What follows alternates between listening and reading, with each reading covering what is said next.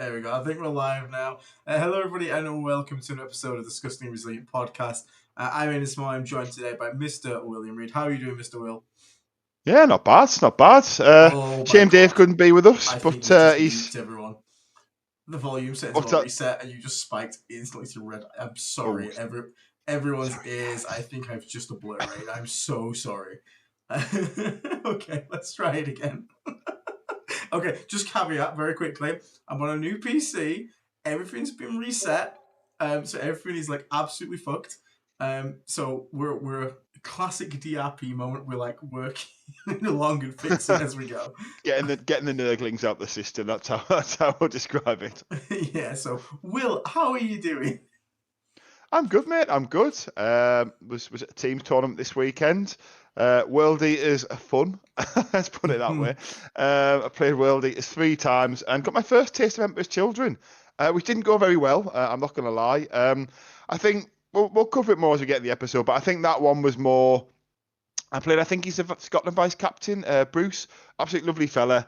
But it was one of them ones where, looking back on the game, I can see all the things I should have done, but not having a clue what. Well, I had a rough idea what Emperor's Children do. I mean, I've got some models up there, but not having ever actually sort of faced them in the wild, I just made all the sort of silly mistakes that looking back. But I do have to say the list was good. Managed to pick up all 3 of the Demon Princes in one turn, which I was quite impressed with. Yeah, I was quite impressed with that. And the Mephitic Blight Haulers weren't needed at all. But what about you, Aiden? You know, like I said before we sort of launch the episode properly, what have you been up to since last week? So I've been a little bit quiet, to be honest. I've been like this PC has like been most of my time spent trying to get it fixed and working and everything correctly installed, and then all your passwords you got to be like, oh great, we'll get all that stuff and then re-download it and then your settings, blah blah blah, boring stuff. So it's finally up and running now. So that took a while. I had to do it for Nat's PC as well, so I've done 2 PCs. So that's took a lot of my time this week. But I got a video recorded as well. Nice. Which was nice to do, and then I realized I accidentally also recorded it on the wrong version of Movavi. I don't own a license for, but then it lets you record the entire thing, and at the very end of your recording, it's like, nice recording you've done there. That's over 5 minutes long. Pay 60 quid, and I was like, no, I'll just record it again. I downloaded the right one. Can you not, when that happens, can you not just like log in to show that you've got an account and it won't just like switch over? I don't know. I have the account, but the account's license code on it is for Movavi 24. The current version is 26, but I just went on the website, download it. Obviously, download the newest version. So I saved my files. Like, it's okay. I'll download Movavi 24 and just load the file up in there, and it'll recognize I got a license. But no, they've obviously made sure the files are not backwards compatible, so I had to record the entire 45-minute video again. I was like, cool, nice. That's well annoying. Just a bit, but no, part of that, obviously, we've had Coventry go on this weekend, so I've been keeping up with how the guys got on from there. Dave's the reason Dave isn't here is because he's currently recovering, and he's also spent a bit of time with family after being away for 3 days. Zito's in the chat. How you doing, Zito? Excellent performance. Hi, Zito. Yeah, well done, mate. I don't know how you're currently functioning. I would be absolutely broken. So I'm glad to see you got Best in Faction Chaos as well, which is really awesome to pick up. So well done there, mate, on that amazing So result. what was it? What was the actual result, Zito, if you want to put that in the chat? Was it like a 7-1 or 6-2? I'm not sure. I saw him do a post with the certificate, but I wasn't sure what the actual result was. I just saw the picture that he posted on socials, which was really cool. Yeah, he really he has deserved it as well. He's been playing Death Guard like mad and obviously putting a lot of effort in and taking a bit of an off meta skew list. I don't believe you didn't take the Raider, did you though? I think you finally dropped the Raider. Did he not? So I don't think he did. I know he took a Champions because he's now back to being Cockmaster General, but I don't think he actually ended up taking the Land Raider, which is somewhat upsetting, but also totally understandable. Because obviously you're the best. But 6-2, yeah, excellent performance, really well done, mate. Coventry is the only real big 3-day event in the UK.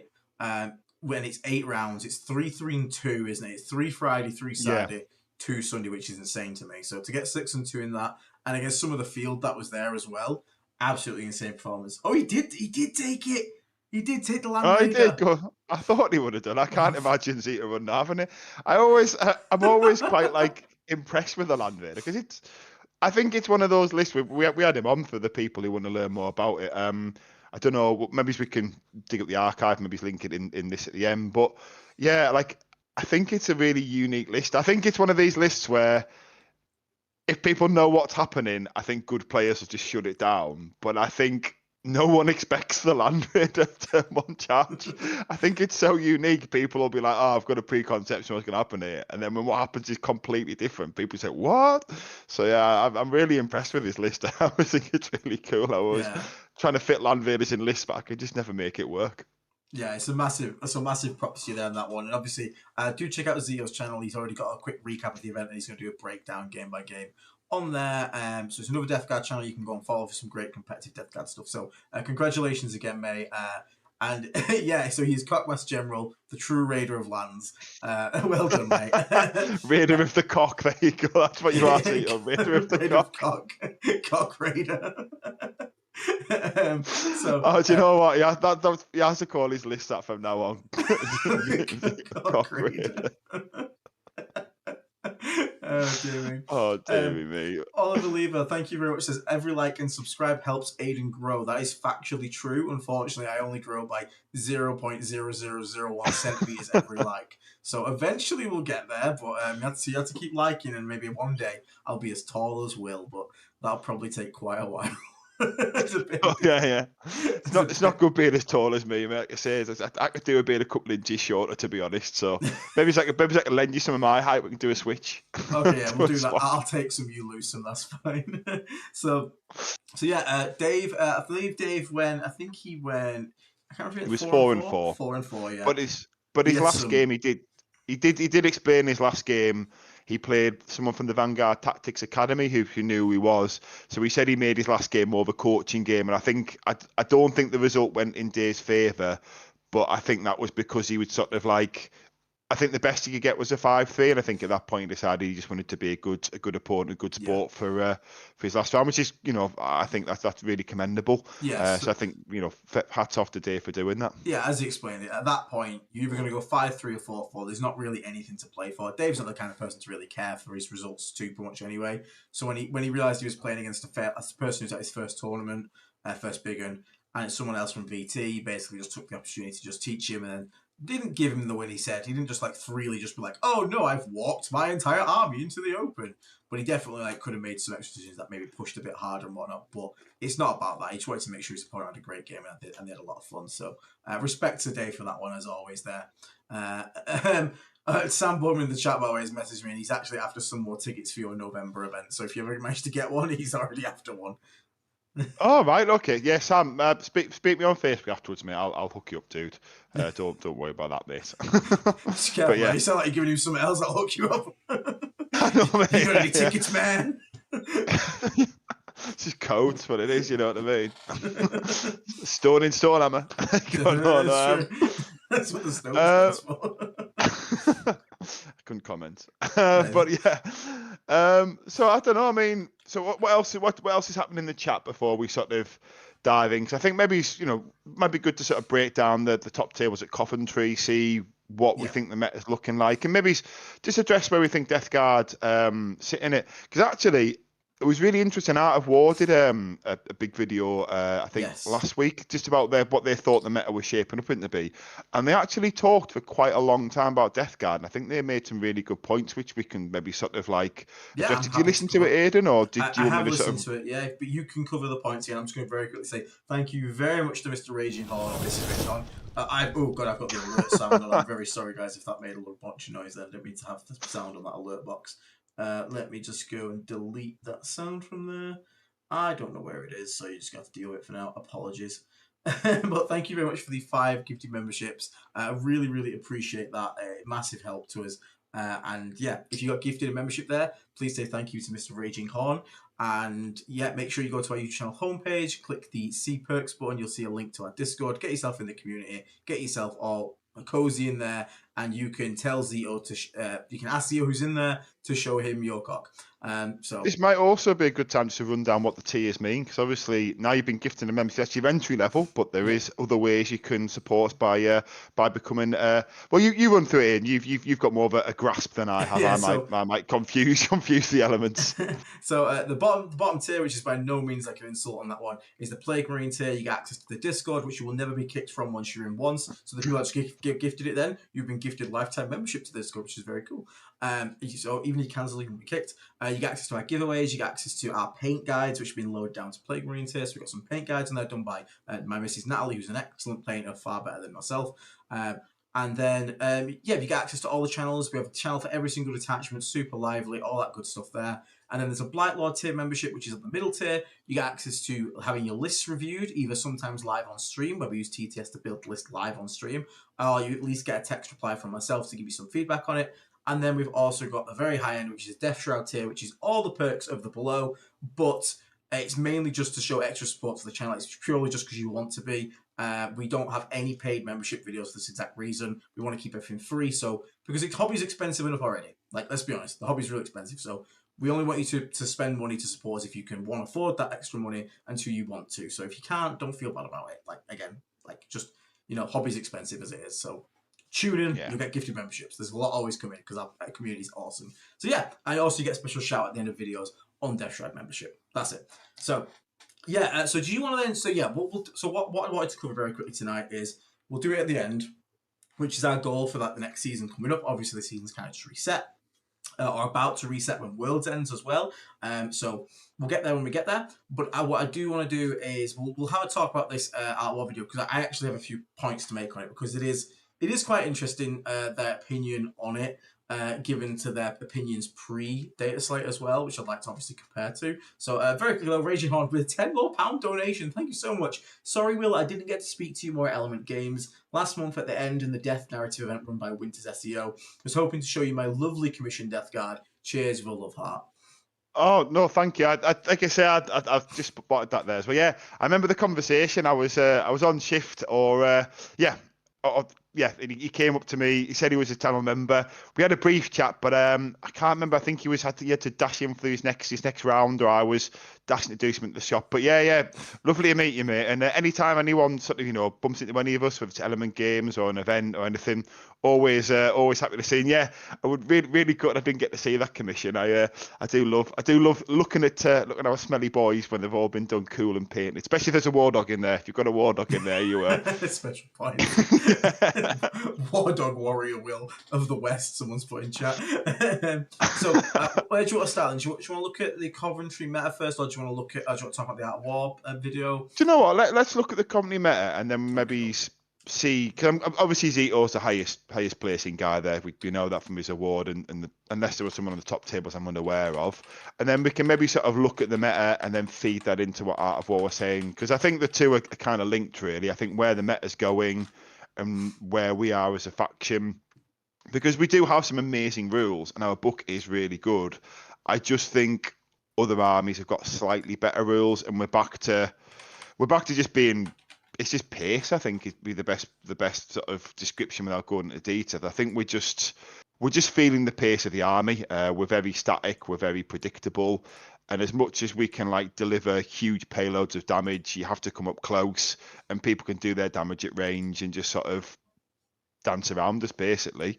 But what were the top tables at Coventry? Who sort of? So we had this is the Bloody 2-day. It's put me on. Give me a second. Let me change that back to the 3-day Coventry event. What's it called? Actually, I've typed in Coventry, but it's only showing with the 2-day. Yeah. We're talking the 2-day event. Big shout out to James from Team Stonehammer, who does actually play Death Guard as his main faction, but he's been on Necrons recently. He got his first 5-0 at the 2-day event. So big shout out to James. Yeah, big shout out to James for that one. I've got it now. I've got it. So the whole event was won by Mr. Jack Tive, running Sisters, who have jumped to the top of the meta at the moment. There's 2 Sisters in the top 4 with Kian Tan and Jack Tive. So Sisters, they got a little bit of a buff in the recent data slate, but with all the meta coming down as well, Sisters they just innately have such a silly rule. Miracle Dice Like, we have a game that is based all around dice rolls and probability, and then you give someone the ability to basically just automatically pick when you're going to get the dice that you need. And that's what they did. They reverted the change to how they generate miracle dice, and now they sit on pools of miracle dice again, Yeah, which I it's think too is much. stupid. Yeah, because again, when you take, like, imagine if we could literally say every single time, oh yeah, I'm just going to bang that 11-inch charge with his Death Shroud. Oh yeah, I'm just going to bang that charger. Like, it gets silly. So Sisters are once again, all it took was, like, again, they've been getting little buffs over and over, but it's just built up over time. And now it looks like they're back on top of being like one of the top dogs in the actual army. No worries, Hugh. Take care, man. So yeah, expect to see a lot of Sisters coming around. Obviously, we've got the Raven Guard list. David Gaylard getting third place with it, the highest space submarine player there. This new Raven Guard list, and the funny thing, it's not even a new list, really. It's the same old, it's an improved Vanguard Spearhead that we used to see with the Centurions that were uppy downy around the place, or uppy sidey boardy, and whatever they want to call it. But now they've got the extra tools where you've got like 10 Vanguard veterans with Inferno pistols, being able to rapid ingress turn 1, and then just fly at you and just instantly pick like 3 units up if they go first, just absolutely grim. It's the Especially with Oath. Centurions as well, isn't it? Yeah. Now they've also confirmed to them get +1 to wound from Oath, so they were already having a strong showing. Now they're even stronger than that. So expect to see a lot of Space Marines going around. We have obviously the Eldari up here. Craig Bedford has betrayed us and jumped on the Black Templars bandwagon. Now I will say, despite us saying Get like out, that, Craig. I know, despite us saying like Sisters are doing real, I see me as a bit stupid and Raven Guard, there is still a really diverse top 10. Like we got a couple of Sisters, but we've also got Tyranids up there from Scott Morris from Carnage. David Gaylord with Space Marines. Then we've got an Astro Militarum, Ben Jones from Vanguard Tactics with Eldari, Black Templars, Craig Bedford. Orcs is up there as well. Then we've got Lewis Smith and Tau. Then we've got Jay Saber and Dark. Sorry, Josh P was the Orc player. I didn't mean to skip your name there, buddy. We've got Leagues of Votor in 12. So, like, there is, like, Craig managed to get 18th. Fucking hell, Craig. Well done, dude. That's Zito, by Craig. So, Top Death Web was 18th. So, there is still a massive, like, variety at the top there. But one thing we can kind of like, so if you look at it in terms of what's actually making things happen, we've got armies that are either, I'm going to guess the Tyranids one. I'm just going to quickly check the Tyranids list. Is it going to be Subterranean? I would guess it is, yeah. So you've got a lot of armies in the top ones, which basically, all their strength is breaking the core rules of the game. Sisters, is it Bringers of Flame? Yeah, Bringers of Flame. So they're assault on their entire army, so everything can advance and shoot. They have miracle dice that just break the normal way of the game works because of miracle dice being silly. You've got uppy downy Space Marines with thermal rapid ingress, all advancey, chargy, reactive move nonsensey stuff. Then again, with Sisters, Eldari, who literally their faction design is to not play by the rules of the game. So you can see that honestly, the most brute force list at the top of here, it actually looks like Craig's Black Templars. That looks like the most brute force, just slamming someone down the throat with a load of bodies, kind of like army. There's obviously Orcs. There's a Tau player who's against Montcar. Yeah, Montcar, which is just the horrendous. If it goes first, you just screwed on UKTC because it flies down the flanks and just picks you up in your own deployment zone. So yeah, one thing we can definitely notice there is all these armies have either speed or tricks, which kind of leads us to why Death Guard's at currently, because yeah. Do you know what? There's another thing. They weren't there, but they are doing really well on some terrain formats. Because I talked at the start of World Eaters. The other thing that really screws us is blood surges, because you have to stay 9.1 inches away in your movement phase, or not shoot. So you kind of like, and then they fight on death. So you kind of like, you're kind of setting up these kind of punch in the face or kick in the nuts kind of situations where there isn't really a good outcome, because obviously we're not a fast army. So like, not 9 inches to us is like 2 turns of movement basically. We can't just uppy downy and correct movement, and so you're kind of left in a situation where you either have to shoot or you have to charge. And I don't know, it's like board position, I think, is something that, if they're smart as well, they'll be quite aggressive, because they'll do it when you only have a 6-inch contagion range, so then it's literally impossible to get them in contagion and avoid the blood surge. And especially because, again, blood surges aren't even what they used to be. Like, blood surge used to just be D6, that was it. Now a lot of them are D6+2, or they have access to a stratagem that auto-8s it. There's all these different kind of things. As the power's scaled up and Will's right, it does think they can cause a problem for us. Obviously, people getting out transport, shooting, getting back in transports, that's a problem for us. We are a very slow. we've said before, our rules are really good. Our damage output is kind of ludicrous. Like, we have great damage output. The problem we have is connecting. And I think that's why Zito's list actually did really well, because he just says, fuck everything, I'm going to throw it down your face turn one, super aggressive, because that's how Zito plays.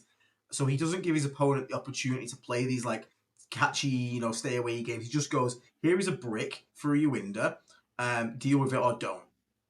And I think that maybe that's I think that's a really good way why. to put it. Yeah, maybe that's Yeah, why he's dictating the game. That's what I mean. I think his list is because no one expects it as well. Because like I remember someone from our club played it at an event, and they came and asked me, and I was literally like, mate, that's like someone's first tournament list. That's like 2-starter boxing a Land Raider because I think it's cool. But that's not at all. As we know, Zito's a top player. It's a very well thought out list. But as a look, players will probably walk the table, probably good players as well, and think push over. And then when Zito, it does Zito things, pushes that Land Raider out, puts all the pressure on them, it'll completely screw up their game plan. Then all of a sudden they're trying to catch up to Zito's game plan. So I think it's a really unique way to do it. I would be curious if we all started taking Land Raiders and that became the common build. If we could still get away with it, if that makes sense, if people knew that's what the army was trying to do.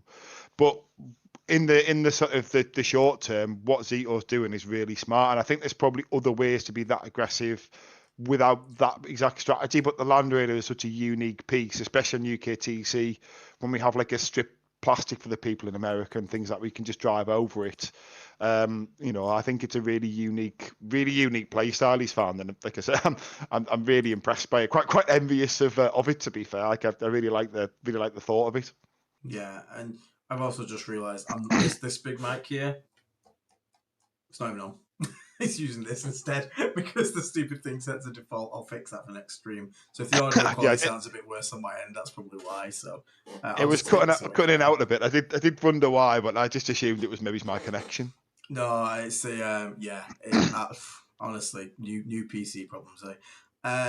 But yeah, I feel like, I mean, don't even get me started on some of the things that have like come out recently. It's actually a discussion I do want to have at some point, which is the future of the game, because there's a lot of things in the game right now, and someone actually made a post in Discord about it, which is that the game is super new player unfriendly when it comes to like trying to play any sort of competent player because of all the tricks and the blood surge and the reactive moves and the hopping in and out of transports, and it's very hard to game because like even though the core rules of the game are simple, basically the way GW has created power this edition is to give armies ways to break the core rules.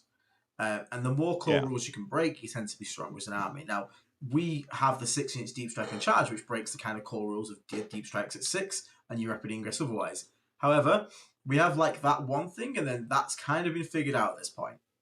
Like, and we said it would get figured out.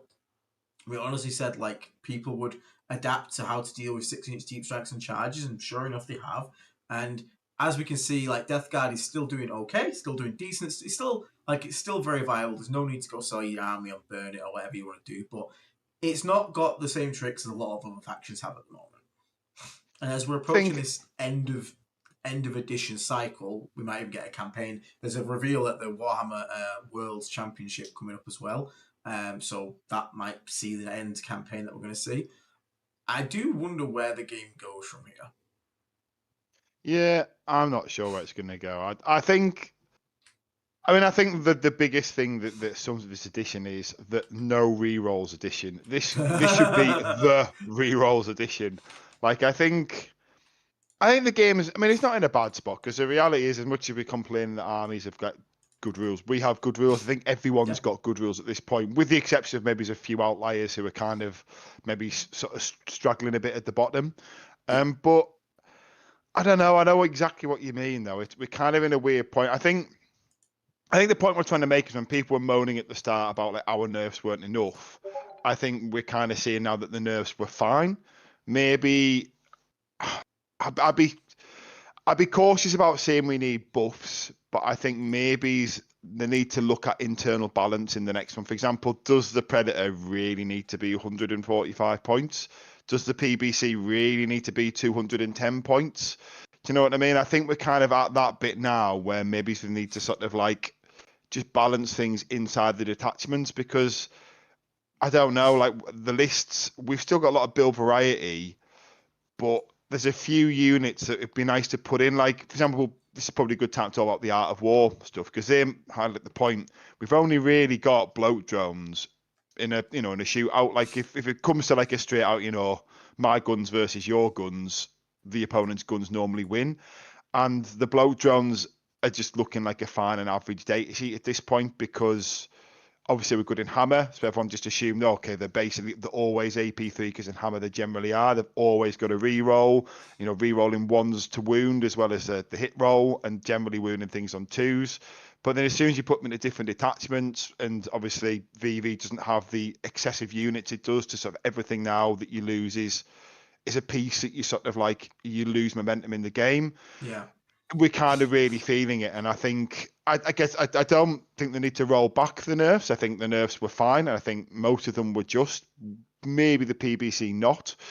But I think at this point maybe they need to look at giving us a few little buffs in targeted places, rather than, we don't just want like all our stuff back. We want maybe PBCs to come down cheaper. Maybe, like I say, Predators. Like if Predators go to 135, because they were 130, then they went to 140. And 140, they were maybe a little bit expensive before we got the book. Maybe 135 is a good spot for them. Maybe if they do that, maybe when we consider them, mix some Predators, as Aiden did with his Poxwalker list, that he did really well at the RTT with, bloat drones and Predators. Then maybe with a Blight Hauler or two, is all of a sudden that's a good gun line with other stuff. I don't know. I think.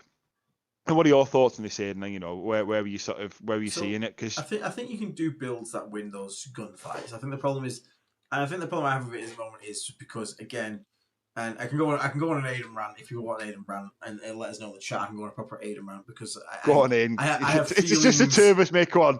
I can give you 5-10 minutes, mate. Go on. I'll go to that in a second. Quietly. I'll finish this point first. So, like, I feel like Death Guard's biggest problem is as the points went up, and lethality is kind of just up across the board. Like you said, everyone's got a million rerolls, everyone's got +1 to hit. It's just so hard to like get good trades these days, because like you can die to the same thing that costs half the points as you, and like, cool, my Death Shroud with a lot of contagion will kill 99% of things in the game, but they also overkill like 70% of things in the game, and they're expensive.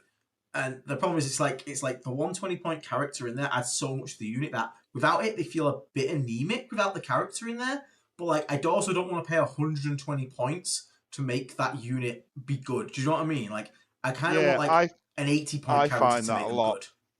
Good. Like the unattached, they're amazing into like infantry. Like if you put them into an infantry squad that's not a 20-man, like I have to sort of, like they won't kill a 20-man. But anything that's like, I don't know, 10 guardsmen up to sort of like 5 to 10 power armor guys, they'll be good. They'll give you what you want.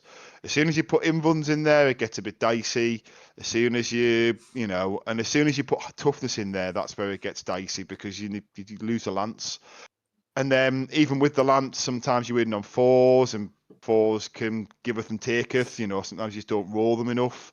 So I got a good one for you. And I actually made this point to it the other day.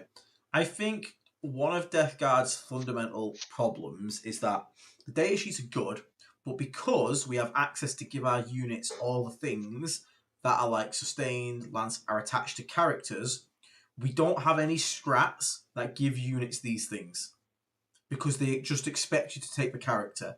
But the thing that makes the strats more powerful than adding a character that gives it to you is sometimes you don't need the lance and sustained hits, for example. So then it's like, if you wanted to, then you have a 160 point unit that can come in, kill off some guys on a point. It's cheap. And even when you need to hit harder in Blood Angels, for example, you spray the CP, you give them lance and lethal hits. Now it can trade up into things. But because they've put our stuff on our like 120 point Lord of Contagion, which is still very good, I'm not complaining. The guy is stupid, but he's almost too stupid, to the point where he kind of feels mandatory, but then he's 120 points stapled on. But because he exists, there's no way to get Lance anywhere else in the book. It's him or nothing. And the problem is he's too fairly priced. That's the problem. Like now we're paying what he should have been at the start. You actually, like you say, you're getting fair trades, or poor trades, and I don't know, the game isn't necessarily fair because your opponent isn't necessarily getting fair trades. They're sometimes getting really good trades, and that's, I think, what the issue is. Yeah, and it's just a bit of a weird one because, like, it's so weird to look at Death Guard book and be like, this is really good because it's a really good book. There's a lot of cool stuff. There's a lot of viable stuff in it. But then when you look outside the game, it's just like these armies also have incredible damage output. They also have like way more tricks than us, and it like when we have like the what you call it when we have like the profiles that we have, they're really, really strong, but the other armies are getting them elsewhere for cheaper. And like Don says, the point, he says the LOC is a 160-point model probably in terms of like rules, but I don't want a 160-point model to attach to my 160-point unit. I don't want a 320-point 4-model unit because it dies to 150-point units and a command point from my other enemy. So it's nearly impossible to get value out of because everything just kills him for way less of an investment. And that's the bit that annoys me. Like he's like I can't sit here and tell you the Lord of Contagion is bad because he's just not. He's cracked. But the problem is he's now has to be like he can't. He is cracked, so he basically feels auto mandatory if you want you to do any damage. And then you look at such an expensive unit, and it's just like in the current game, like expensive units just ain't it. They're just not. Like, unless it's a shooting unit which can stay back, or it has tricks like the Fire Dragons who can get out, blow something up, get back in.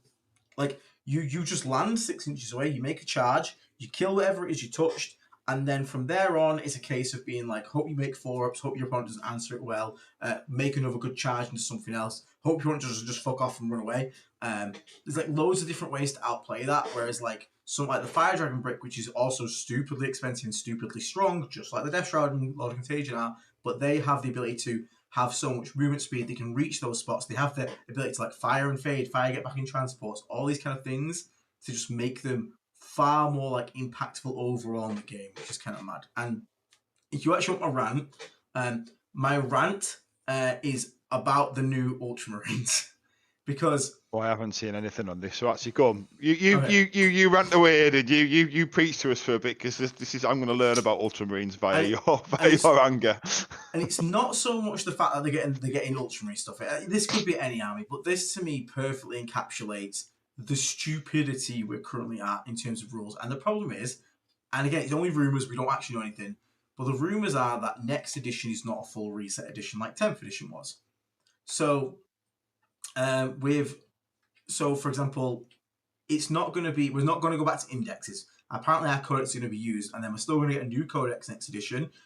And naturally, you would imply that the new codexes should build on the previous codex. It should be stronger. Otherwise, why would you want it? If every codex is just a nerf, no one's going to be hyped when they get the book. They're going to be depressed. But like, where do you go from here? And this is an example I'm going to give you now. How do you make this better? So Ultramarines now have access to 3 new models. One of them is the Mumanius Calgar, the Victrix Honor Guard, and the new Cato Sicarius. Now, Manius Calgar is kind of as you know him, Will.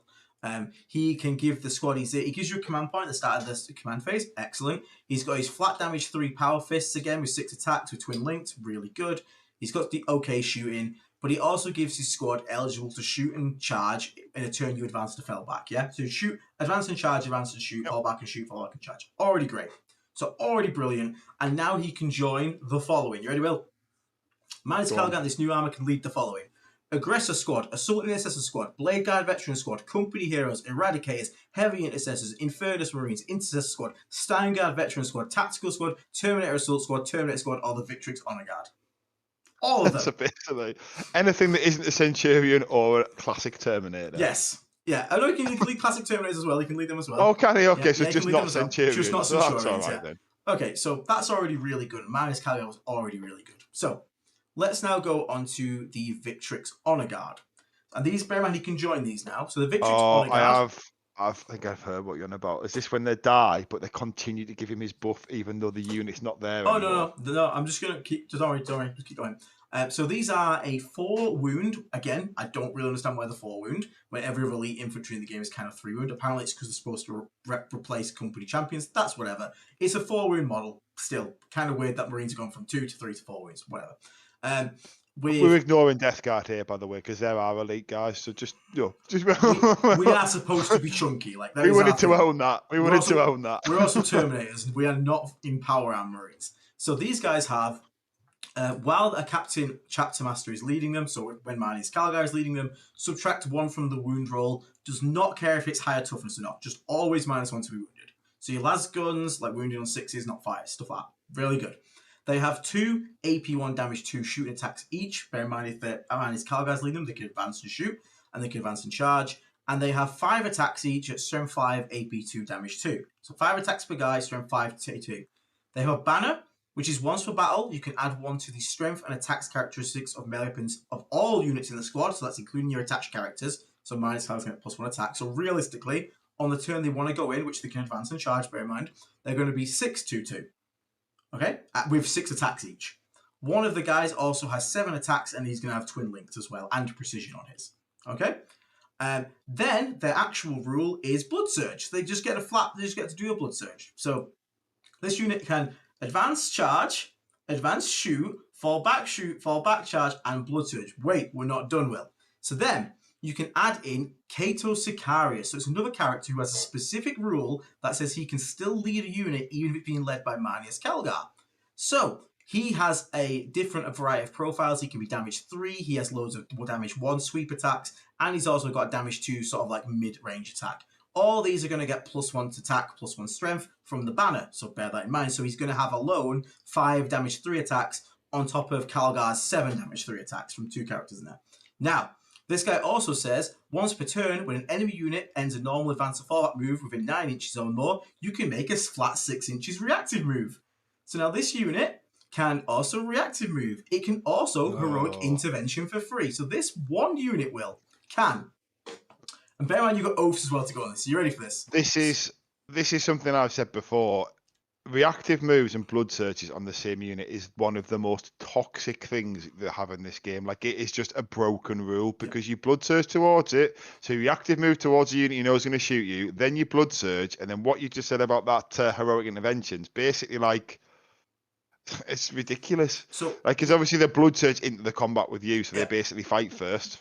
So we have a unit that can advance and charge, advance and shoot, fall back and shoot, fall back and charge, has a blood surge, has a flat 6-inch reactive move, heroic interventions for free, generates you an extra CP, has an extra +1 attack and strength on the go turn, and obviously this is just the unit. On top of this, you still then have Oaths of Moments. So this unit can be 4 rolls to hit with +1 to wound, and then you have the doctrines that can go on top of this. So you can give them like whatever you want. You can give them Ignores, Cover, and +1 AP because you put them in Devastator Doctrine, just shoot extra things. +1 AP on the charge and fight on death shot. Like it's this unit can normal move twice. Wandering because the rule they made recently stopping Mortarion charging people says you cannot make a normal move twice in a turn in a phase.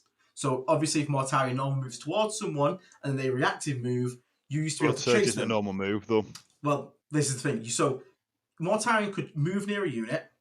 The enemy unit reactive moves but stays within 9 of Mortarion. Mortarion could then trigger his reactive moves to chase them. Yeah, he can move again 5 inches. They've clarified in a recent FAQ you can no longer in any movement phase make 2 normal moves. But this unit advances shoots and advances charges. An advanced move is not a normal move. So he can advance and charge, advance and shoot near you. If you reactive move away, as long as you finish with 9, he can then fully chase you another flat 6 again to chase you down and still be eligible to shoot and charge because he made an advanced move and not a normal move. So do you know, it's just absurd. Like, where does it go from here, Will? Like, how do you There's one more thing to add in as to why this is broken. Because this is the thing why I said reactive moves and blood surge are toxic. They're toxic on durable, big units that you can't one-tap.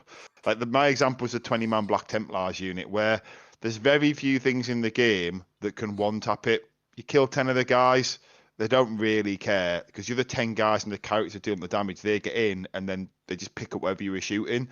Calgar's unit is a nightmare to kill at the moment. Like, well, there isn't even the 10 Plague Marines in VV. I would have to roll it out, but I'm not even convinced that they would one tap it. And you probably only need Calgar one guy, probably the 2 characters and one guy surviving on 1 wound is probably enough to pick up Yeah. most things that we have. And you've got Even to bear in Death Shroud. mind, and you've got to bear in mind that was when Calgar was already super strong when they were using squad tactics to give him a D6 reactive move. Now he just has a flat 6. And it's just, to me, it's the ultimate example of the rules have just gone too far. A unit should not be able to do all this, because all this is breaking core rules, right? It's all out of sequence. It's all, and you don't normally get to advance and do stuff, but this unit can advance, shoot, and charge. It can do everything. It has a flat 6-inch reactive move. A lot of things are on D6 reactive moves now. But like, where does this go next edition? What are you going to do to make this more powerful? Are you going to give it lethal and sustained hits as well? You're going to give it 5-up crits? Like, you haven't seen the strats yet. That's what I mean. There might be multiple attachments. It's just like, guys, like, we talked about wanting to keep this like power of this thing and also confusion. But like, this unit is just, and again, this unit genuinely might not be good. It might be pointed and it might just be not efficient and just not worth doing. But the fact it might be like that 700 points. Yeah, but like the fact that something like this even exists, like, it's just absurd. Like, I don't know. To me, it just irks me because I worry for where next edition is going to go. Because like, what do you do with Death Guard? We've already got lethal on everything, can get sustained and everything. What next? Like, we can get crit 5s and axes. So what are you going to give us? Like, where do we go? Is our entire army just going to be permanent -1 to be damaged and wounded? Like, but then we start approaching ridiculous levels of power. So I don't get how they navigate this for the next edition. And unless they roll it back, I guess, and everyone gets a bit easier and we get more models again. But that's what I mean. They keep saying it's not a reset edition. So unless we're going to like ramp the points up with everything and have everything just cost an absolute bomb, and we have like barely any units on the table, but they're all stupidly cracked, I don't know. I just, it confuses me. It really confuses me because like but at the same time, the such confusing thing is the game is still more balanced than it's ever been, and it's like, it's because it feels like they're going with the Dota approach. I don't know if you've ever played Dota, but Dota goes for a balanced approach that every single character in their game is broken as shit. But if everyone's broken as shit, no one's broken as shit. And it feels like that, like the Incredibles thing. It's like, when everyone's a superhero, nobody will be. It's like, when everyone can advance and charge, it's not special anymore. It's just the norm. So yeah, but again, the worry for me is, in terms of our book when it's being made, I also agreed on, I would like all points to go up across the game. I think armies are a bit too big in general. Especially some of the cheaper armies. Like, you see an AdMech army, it's just like ridiculous. So I don't know, because I don't want to have this situation where they keep giving all this stuff, because Death Guard, I know, is hard designed to be banned from certain mechanics like advance and charge. We will never have an advance and charge. But if they're going to start giving it out to everyone else, do they then start breaking those? Because I genuinely believe those limitations on army builds and rules they should have access to are very important to maintaining a healthy game with armies that are diverse and play different. Because if we could all just do every single rule, you're just picking the models you like the look at that point. Like, everyone's just going to play the same. I don't know. What are your opinions? Well, do you think maybe it's going a bit too high? I mean, it certainly feels like that. I don't know. Like, it's weird, like you say, it's kind of weird because it is also balanced. Like, it does also. I think our problem is it back to classic Death Guard. We're just slow. Like, if we were quicker and we could get there to deal our damage first, we wouldn't be talking about all this stuff. 100%. But the problem is we're always like next. We're always next in line to sort of do it. And there's so much sort of quick armies in the game, and I think as well. It kind the of way that it is. I don't know if you know, like in terms of like modern tank warfare, like every gun and every tank is capable of penning every other tank. Like, the guns are just too good these days. The rounds are too strong. Armor's basically pointless. So the most important thing, as you saying here, Will, is who fires first, who gets the first hit. And when you're a slow army like us, it's not normally us that's getting that first hit. Yeah. So I mean. And it brings us back to the age-old question, which, is probably a good sort of segue into kind of talking about some goals and where we think the Death Guard are. Are we back to PBCs? I was talking to someone at the weekend. I was talking, so the team Thomas that was like, we were only there for out the numbers. It was all Team England and people like that. Excel, yeah. Yeah, because so I was talking to Mike Duff, who's a great guy. He was on one of the England teams, and he's off to ITT in a couple of weeks. And he was talking about, and we said, is Plaguestorm actually dead? And he doesn't think it is, and I'm I don't not think so. sure either. I mean, we talked a couple of episodes about maybe dropping the death shroud, for 2 carnivores, actually kind of be going forward. But he didn't like the carnivores either. But then I've been kind of playing, and I even wondered, do you put Morty in there, or I don't know, like. I'm curious. I feel like 3 PBCs and the stuff. It's just then what is the stuff? That's where I'm kind of hitting the stumbling block. But then the other one that Aiden kind of stumbled across, which I also like and was talking to them about, is the Poxwalker thing, where you just take loads of stuff and you try and build the efficiency into data sheets and then just have loads of Poxwalkers. Because Matt Robinson is one of the Art of War coaches and an England coach, who's one of the local guys. I was talking to him. He doesn't actually think, he thinks you start with maybe 3 10-man Poxwalkers and then you just get the other 3 and then just use the points, have all the efficiency on the board. So Yeah. you're not even trying to play horde. You're just being like, I don't care. I just don't have to worry about my mission. I get the 3 Poxwalker units that I'm going to start with. One goes my expansion, one stands on home, one screens, and then the other 3 are going to come in and do all the mission stuff. After that, the rest of the army is just damage. And like, been writing some lists with that sort of concept in mind, and it's quite freeing, but really, I need to put them on the table because the strats are basically just on the Poxwalkers. But then, does that matter? Is it actually good that your strats just gone a little bit of jank to get you that extra card and kind of keep up with, some of the like more mobile armies? Because getting your free Poxwalker unit on turn 4, saving it there, 1 3p deep strike into your opponent's deployment zone turn 5. That's actually some jank that you can only do in that detachment, and we also get a little bit of extra mobility. So I Yeah. think those are 2 things that, for me, are quite interesting. And I think the Demons one is always interesting as well. I'm not sure I like the 3 or 4 Great and Clean One builds. As we talked before, toughness isn't as meaningful as it has been in other Yeah. points of the edition. But I don't know, what are you thinking about at the moment, Aidan? What are you kind of seeing as, we're gonna go to Super Major, you've been at Coventry. What do you think that you would have took, or what do you think would have done well if you were taking, had a time machine, you could write your list now and go back to the start of the event? So I mean, like, I think honestly, like PVCs can still do really well because in like a lot of people just aren't prepping for indirect. So being able to just indirect off like sisters and stuff don't like being indirected. These kind of things. The problem with PVCs is just obviously the cost of them. Like you said, like they're very expensive and it feels harder to justify ever rolling them forward. Like you have to be so careful not to lose them. But I do think Plague Storm is alive and well. Like it still does really well. I'm on the zombie thing at the moment because I think it's still just again the whole point of it is to just be cheap because everything kills everything. I don't need 350-point units to go and kill like one unit of my opponents, but if they have those kind of units and having to use them to kill 60-point Poxwalkers, for as long as I can trade that back, I'm fine. So yeah, I think I would be taking that. But yeah, it's a weird one. Like it always is towards the end of an edition.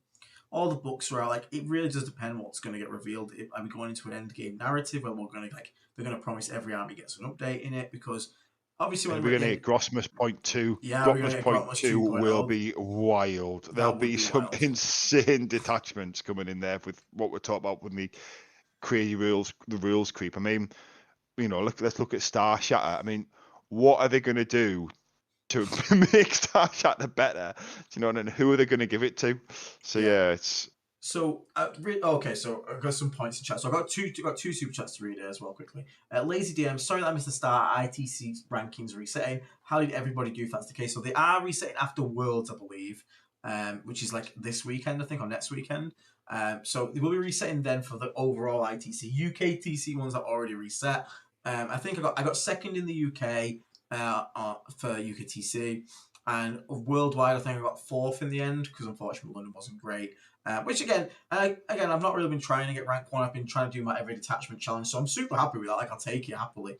That I've not played the same army list over and over and over again. I tried lots of different things, which is cool to do, and I still. But going forward, my goal is to keep doing that, finish that challenge off, and just focus on making content for the channel. I could just run one list over and over and over, get really good at it, and try and get event wins and whatnot. But kind of boring for you guys to just hear how I took the same list, did the same things I did already, and did okay with it. Like I'd rather keep the freshness. So that's still going to be my goal going forward and keep trying out new things because it's more fun as well.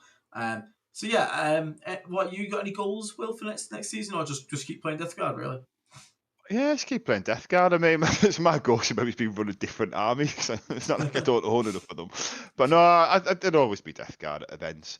I don't know, really. I mean, I think my goal is, because I'm the reverse of you. Normally, I find a list and I will just sit on that list and run it into the ground and just run it, probably way past the point it should be. So either trying to find the new list to do that and one I'm happy with, or bouncing between them, but not bouncing between them where like at the end of the not this season, just being the previous season, like in the death yard thinking about, I just went down a rabbit hole of just trying to find lists when none of it was really working. The first one worked for me, but then I kept seeing other people's lists and just trying to copy different bits and end up with these really disjointed, dysfunctional lists.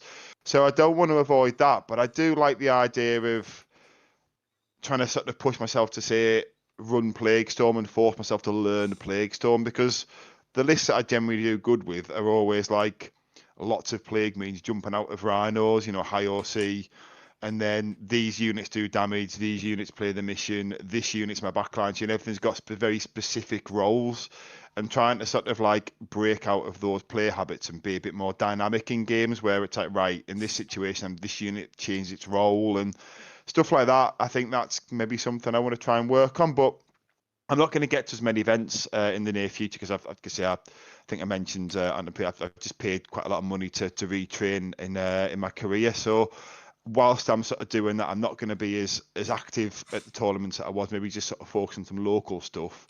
Yeah. But I don't know. I would like some goals. I think some of the goals we've got for Team Stonehammer is we're pushing that more on the actual team side. Nice. Because I don't know, I'll put it this way, people have started being aware of who Team Stonehammer are, Nice. and some people even sort of come up with us and say they don't want to play us at events, and we're now tipped to sort of podium at stuff. Not necessarily because I'm a part of that team, we've got some really strong players. Yeah, you do. So I think that's something that we're more involved in, of just sort of leveling up Stonehammer. Nice. But then I do want to sort of definitely take myself. I'm just not sure what my particular goal is yet. I haven't worked what my singles goal is. But yeah. Dazza0187, thank you for the $5 super chat. Really appreciate the support again. Says that as somebody who started 40k in 4th edition, left end of 7th and came back in 10th, the damage output is insane. Hopefully it's toned down. I hope damage is toned down as well, which is going to link to some of that Don put in chat, which is Aiden. What if they bring back toughness only being able to wound up to a certain toughness based on their strength? So like Lasgo and stuff couldn't potentially hurt Lad Raiders. Honestly, Don, I don't think it would fucking matter because everything in the game is lethal hits. Like everything just get like I do genuinely think like I don't think everything needs to be able to wound everything in the game. Like it's a bit more thematic, and I understand the logic of it being like it's just not fair when you can't deal with something. But at the same time, that's like if someone has strategically removed all your anti-tank and you haven't brought enough to deal with, and now you can't hurt them, like there's still ways to play. Like Guardsman can still lock up a Land Raider, you just charge it and keep it there forever. Like yeah, you can't hurt the damn thing, but there's still ways around it. But in the current game at the moment, because everything's +1 to wound or rerolls this, rerolls that, I don't think it would honestly make that much difference. I just genuinely think like damage output is just crazy, like high at the moment. Like do we need like fire dragons, for example, with four? Like again, imagine if the fire dragons rule was 4 rolls to hit versus vehicles, and that's it, the end. Like then maybe next, the next edition you could sneak in, reroll the damage roll as well. But instead they've just come out and been like, yeah, you just reroll hit, ruin, and damage against vehicles. It's just like, why? Just like why is that a thing? I would love to make lethal hits not work on monster and vehicle, but the problem I've got with that, Don, is that monsters and vehicles are already stupidly costed. If now we're going to make them immune to some of the answers to kill them, then you're just going to have a tank meta where everyone's just spamming tanks all the time. Like yeah, just be knights, knights and great and clean ones everywhere. I think GW needs to actually decide whether they want a toughness strength graph kind of thing, or if we're just going to make a million ways to ignore it, which is like +1 to wounds, lethals, hits, stuff like that. Because like it just doesn't every time you put something in the game that's a reroll, a +1 to wound, or a lethal hits effect, toughness, which is our main thing as an army as Death Guard, bear in mind, is devalued. Every single time those rules are put into the game. Rerolls, toughness doesn't matter as much. Lethal hits, toughness doesn't matter as much. Like, I just want to have an edition where they go, here is your toughness and your strength stat line, stick to it. And then instead have stuff like old rad grenades where you could reduce toughness of stuff by 1. So then you have like, you can do it back to us. Like, I just, no, I don't want, no, not flat like you hit on a 2, you wound on a 3. I mean like an actual graph of strength and toughness where it like does matter the numbers, the difference between them does matter. I like Oh, like it that. used to be in old Yes, fantasy. but I Yeah, just I don't remember want a that. million ways in the game to get around that. I don't want flat wounding on this, or you like Haywire was a good example back in the day. It's kill kind of stupid. It still kind of is stupid, but like, does Haywire need to be dev wounds anti-vehicle? No, it could just be anti-vehicle. I think dev wounds and anti should. I think they need to just take that Yeah, out that from the should just go core and away. just remove them. Like you can have anti-vehicle 4, that's fine. You do Yeah, the wound, but only on a 6 does it become a dev wound. yeah. Like I think that's one thing that's been a mistake on GW's part. You see, Mike, you say that's a lot of micromanaging, but like right now, remembering all the damn things in the game would be like, oh, that's a lethal hit, that's a sustained hit. So I hit 3 times, I dropped 3, but I actually got 3 sustained, so then 3 go back in, and then I've got a roll there, and then I reroll to wound, so I've got a reroll then, and I've got +1 to wound as well on that. These are your saves, take your AP. Like it's already so much But micromanaging. it's for me in the I don't know. micromanaging, it's also other opponents' rules. For example, I forgot. The World Eaters, the first World Eaters game, I forgot twice about the sticky objective thing, Yeah, and it's so frustrating because my opponent told me, but like there's so much to think about, and you're trying to like deal with all the other like the blood surges, stuff like that. It's just an extra. I mean, we've got it too. Do you know what I mean? We've got sticky objectives and things, and you forget sometimes if your opponents forget sometimes you stick in an objective, blah blah blah. But you've trying to remember your rules, your opponent's rules, and the rules are getting more complicated. I don't know, a chart compared to everything you already have to arrange, I don't know if it'd be that big a deal. I think you just have to make sure the chart was visible somewhere. Do you know yeah. what I mean? If you had, And if your opponent or you or your opponent had a print out the side of the table and you spent, And I don't think you have to go okay, it's back a to the 4. old chat where it was like if it's 2 higher, it's 6 is to win. It can still stay the remain where if you're higher, it's a 3. If you double it, you get another 1 on top of that, so it's a 2 to wound. If you even, it's a 4, and then the truth's the opposite way. But just stop putting rules in the game that get around that. Let toughness matter for once in an edition, please. I really, really just want a tough unit to feel tough. And like then you can charge me expensive, but it's just like I agree also, Don. I don't think reroll dice should be able to trigger effects. Like it should be an unmodified. It should be the initial roll. You get the 6s there. Rerolls don't trigger. And again, just ways to depower how silly rerolls and all these keywords are, just to bring it all down. Because how many times at the moment do you charge units and whoever gets charged just gets wiped? There's no ongoing combats aren't really a thing. You just get Rare, innit? wiped, or you're charging into something you weren't going to kill, and the whole reason you're charging is to tie it up, or you've consolidated into something, just tagging it. But like when an actual dedicated melee unit tends to charge into something it wants to charge, you at the moment, like obviously we don't because rolls be rolls and rolls do go crazy sometimes and you make a lot of 4-ups. But if you don't have a 4-up invulnerable, I just pick up the unit at this point. Like if I take a 10 Plague Marines charged by like 6 Sanguinary guys, just pick them up. Don't even bother rolling that shit. You're dead. Do you know what? The other thing I'd like to say, this is with World Eaters, partly Black Templars. I would like them because obviously they did it to us this edition. I'd like them to look at some unit sizes and be a bit more like why Berserkers should not be units of 20. 10 is fine. Yeah. Like in the same way with Custodes, like Black Templars do not need units of 20 Sword Brethren or whatever the big 20-man brick is. Just make it a Crusaders. 10-man. Yeah, Crusaders. Just stuff like that. Like just I understand. I'll give all boys 20 there because they are a horde. It's kind of in their DNA. Like Poxwalkers, like stuff like that. It makes sense. But like, why is the elite Space Marines running around in like units of 20? Like it just doesn't really make any sense. Like I think and stuff like that would tone down some of the rules and the sort of the interactions that are kind of like awkward. Like Calgar, like would Calgar have a retinue of like 10 guys, or would Calgar have a retinue of like 5 guys? Do you know what I mean? Like Calgar maybe should be limited to only being allowed to join squads of a certain size.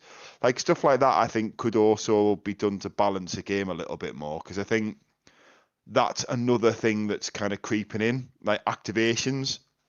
like, do you actually have enough to deal with this unit in one activation?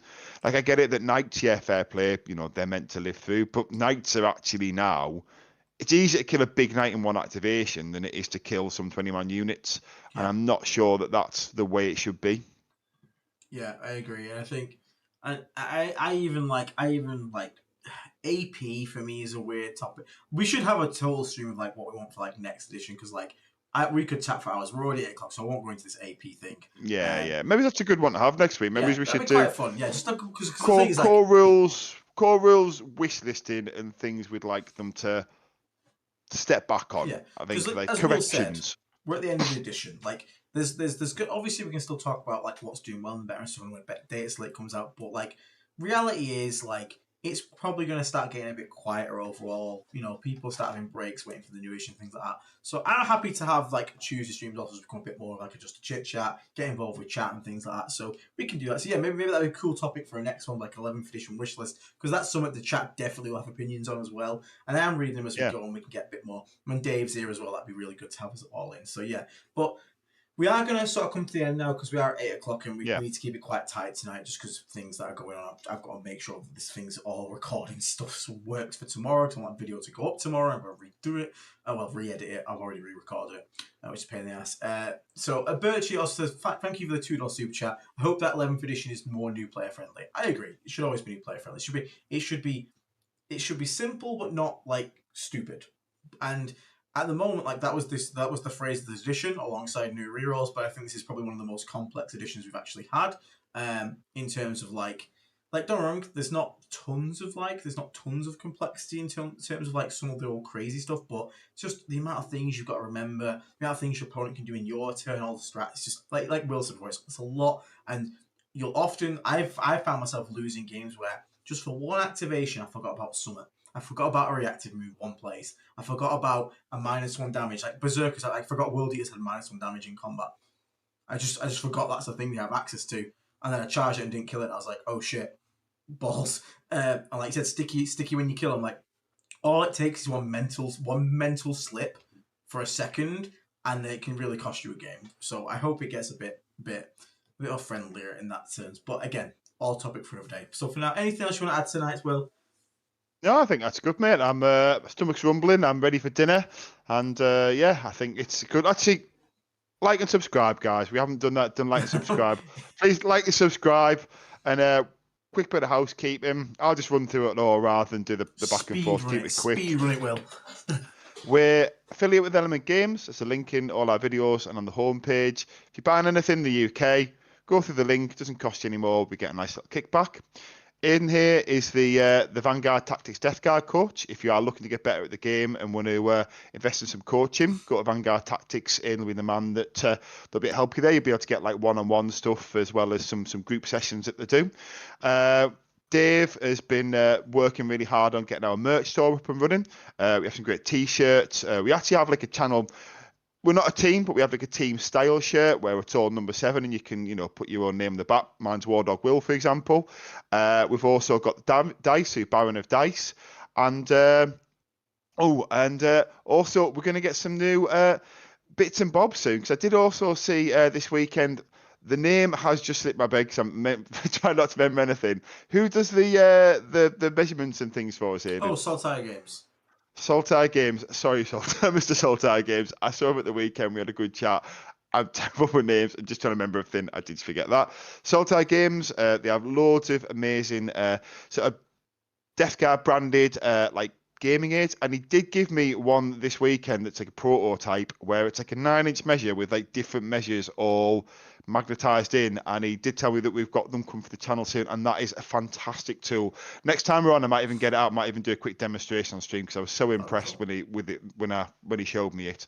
So yeah, so Saltire Games as well is another fantastic one. And then obviously the Discord as well that we mentioned before, the different tiers of membership where you can join the Death Guard community and speak with like-minded people, as well as bounce list ideas around and things with others. People at the top of the game, Zito, Aiden, other people like that. Don Houston's in there too.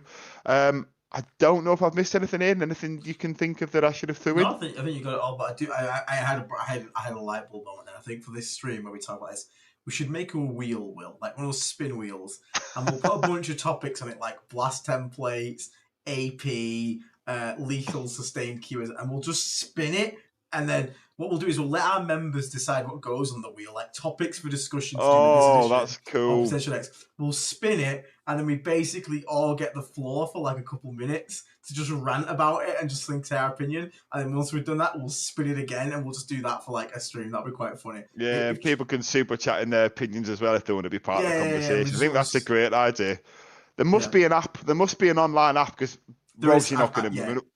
Yeah, we go. I was going to say I'm not going to sit and cut up a car to make a wheel, but yeah. Let's do that. I think that's a really good shout. And obviously, we'll get the bingo card close to an 11th. Doesn't mean to 11th edition bingo as well.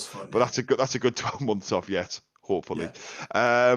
But yeah, and then anything you want to add before we go in? No, so obviously there'll be video coming out tomorrow to play Death Guard like Iron Hands. This one I had to re-record and re-edit, so that'll be coming out tomorrow. So we'll look forward to that. I'll get it up around midday UK time, so you can have a look forward to that one. Part of that, obviously stay tuned to the channel. We'll still keep making content, even if it's just an hour of me and Will ranting on about random stuff. Tuesday streams, your Tuesday stream, we're always going to be here for it.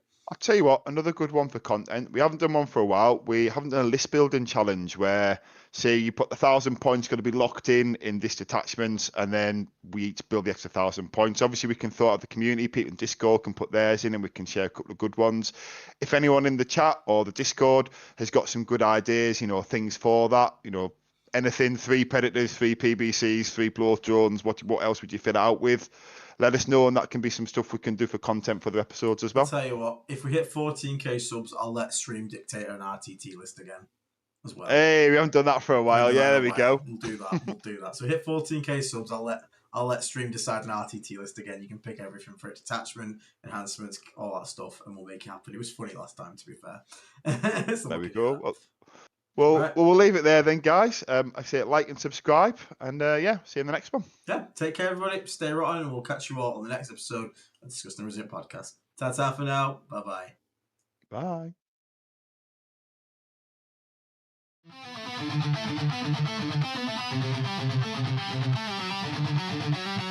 In the void, where the warm winds howl, a fleet once noble, now destined to fall. Grave wardens stir, betrayal takes shape, Typhon's whispers sealing their fate.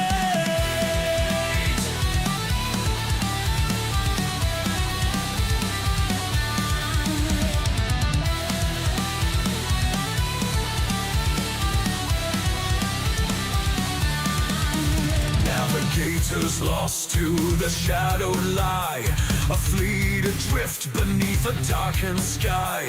The warp's cruel grasp, unyielding and tight, chaos awaits in the endless night. Whispers of power, a pestilent tide, Mortarian's pride, with nowhere to hide. The destroyer plague, a grim reward, Nurgle's laughter echoes aboard. Bound by decay, they rise in his name. The death god transformed, never the same. Plague-born sons with torment they bled, shambling forth where angels fear to tread.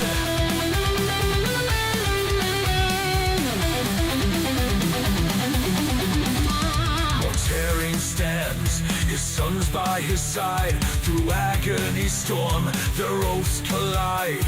Grandfather's hand, the pact is sealed.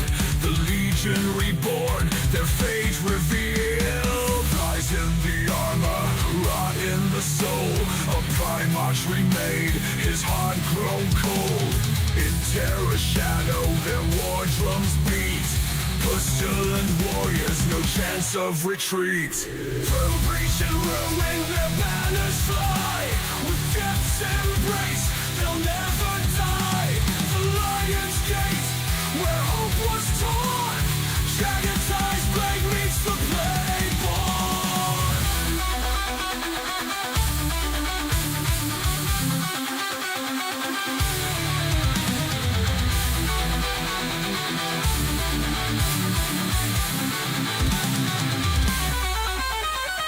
Bound by decay, they rise in his name.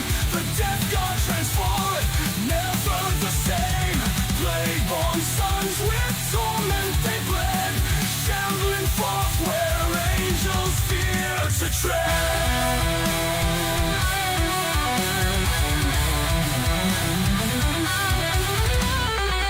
Typhus herald, chaos born, Mortarian's wrath, the plague sworn. In the warp, their legacy thrives, eternal servants where corruption lies.